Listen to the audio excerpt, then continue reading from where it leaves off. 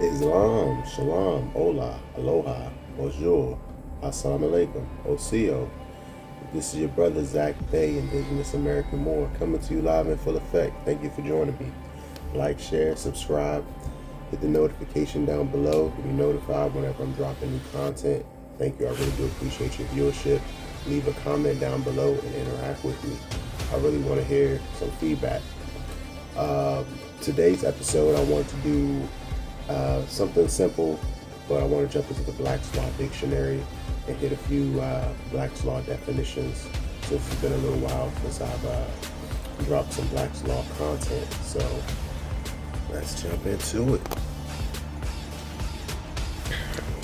Over here, you know what the vibe is. Black's Law Dictionary, fourth edition.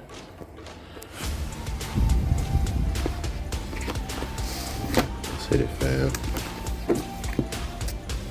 Let's see. We're starting off today. Alright, I want to start right here with summon. Exactly, the summon. In practice, to serve a summons, to cite a defendant to appear in court, to answer a suit which has been begun against him, to notify the defendant that an action has been instituted against him and that he is required to answer to it at a time and place. See, I spoke a little bit about this before, how, words have magic, and, it's kind of like a spell. If a piece of paper with some words on it, or somebody commanding some words to you and it compels an action, that's pretty much as good as magic. And most people can recognize the word summon from, as like a magical term.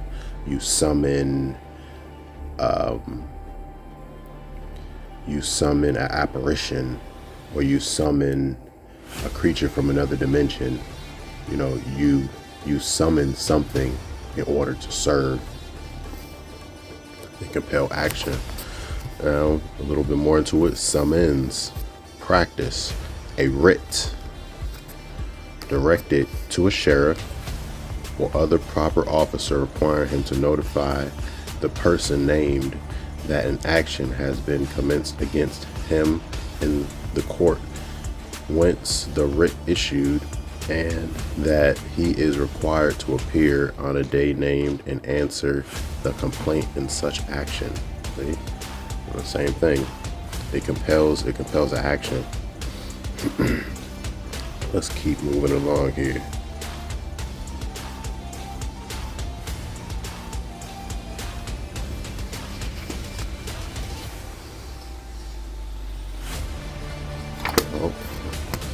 Almost forgot. I want to hit this one too. Sundry, or something simple. I wanted to do sundry because I was thinking about the sundry Moors in the Carolinas, but it says sundry, separate, divers of vary, or varies. All right, that was something simple.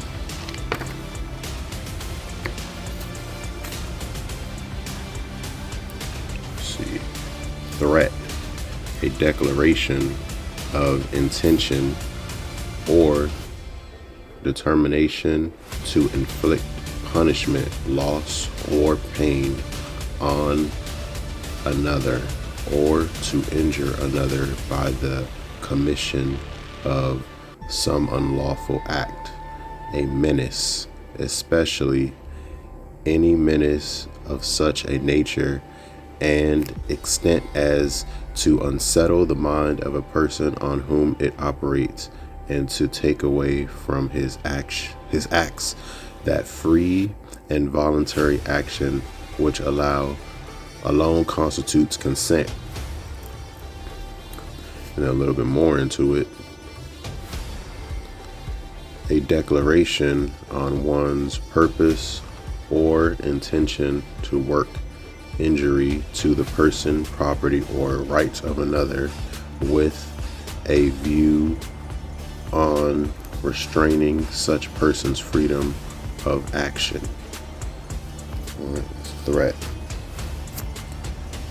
You know, when people say under threat, duress, and coercion, you know, this is a threat. Black's Law Dictionary. Let's see, tort. Tort is important. Tort is pretty much a suit, but let's get into it.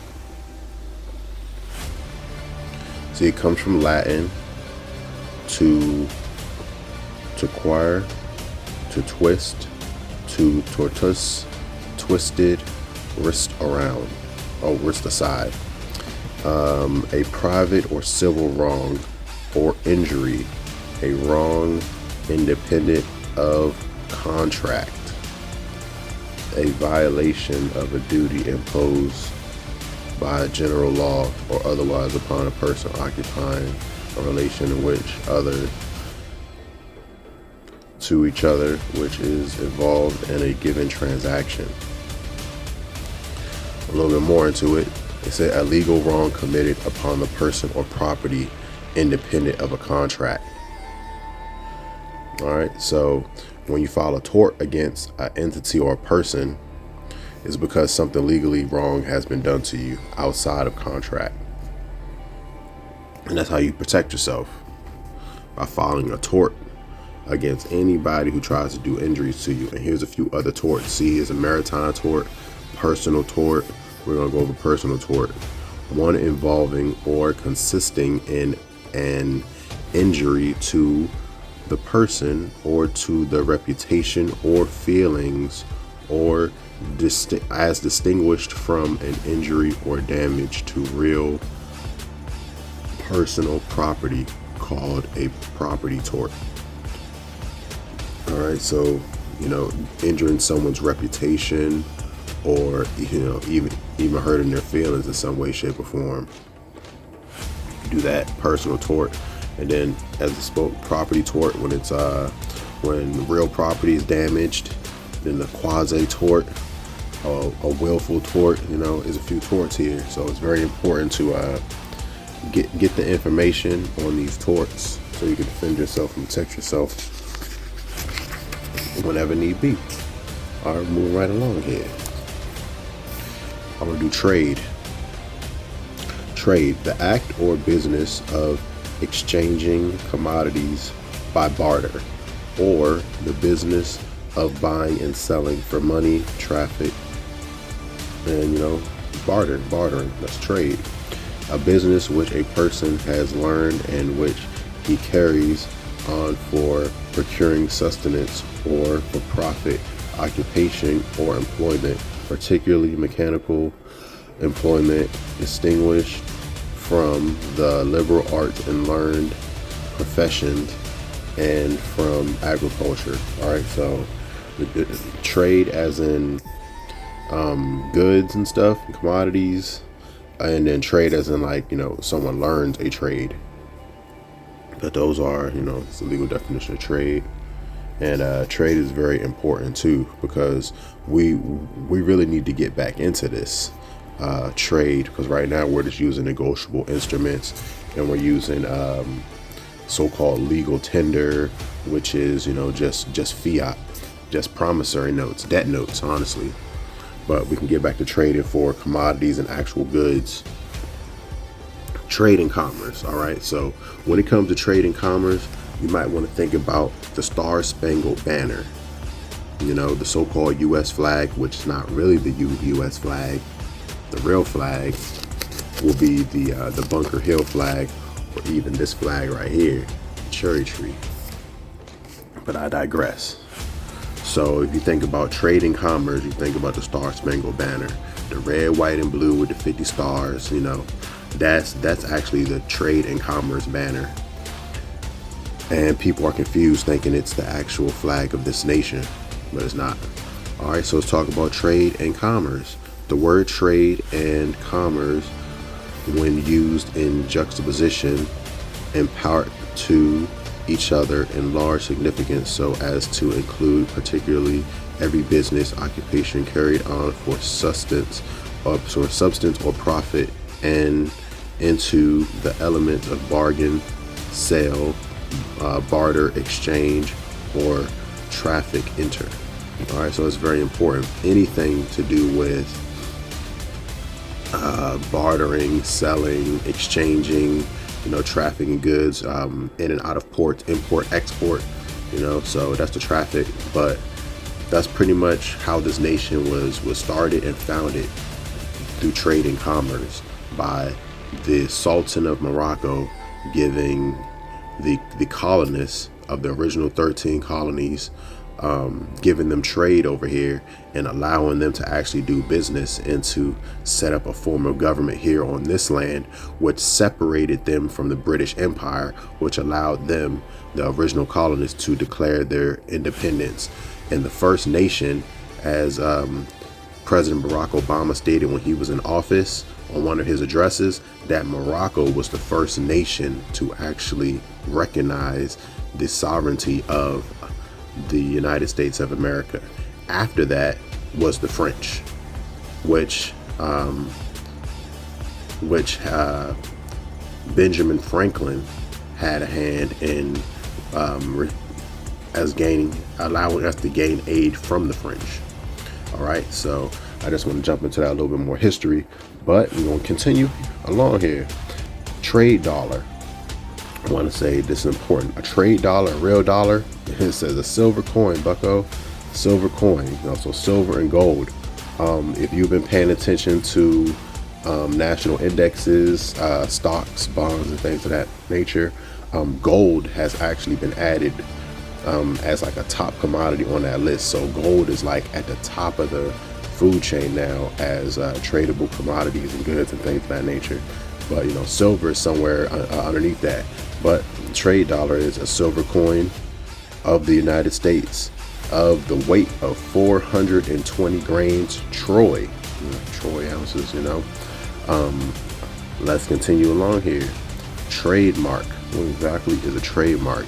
Generally speaking, a distinctive mark of authenticity through which the products of particular manufacturers or the vendable commodities of particular merchants may be distinguished from those of others. All right, so a trademark, you think of like a logo or a stamp. It actually tells you when you think of a trademark for a company, you just recognize it immediately. It could be like initials, it could be like a logo, a image, a picture or something, or it could be a motto. See, a distinctive mark, which is like an image or logo or something. A motto, which could be a phrase, a device, something that you see automatically, and you pretty much connect it to said industry or field, or an emblem, which is also similar to a mark, which a manufacturer stamps, prints, or otherwise affixes to a good he produces, so that they may be identified in the market and their origin be vouched for. See, it's very important. So, we can't forget about these things. You have to use these things and utilize them all. And this is the last definition I'm gonna do for today in this video. But trade name, what exactly is a trade name? A name used in trade to designate a particular business of certain individuals considered somewhat an entity, so like a corporation, or a place of which business is located, like a brick and mortar. So it's pretty much what it is, or of a class of goods, but which is not a technical trademark, either because not applied or affixed to the good, as I stated before, and sent into the market, or because not capable of exclusive appropriation by anyone as a trademark. There's certain items, and there's certain phrases, and there's certain things that technically can't go underneath a trademark because it's so broad and vast. So that pretty much goes into that. But I just wanted to touch on a few definitions here, since I haven't done the Black's Law Dictionary with the fam in a good little while. Definitely appreciate your viewership. Once again, this is your brother Zach Bay, Indigenous American Moor. Peace.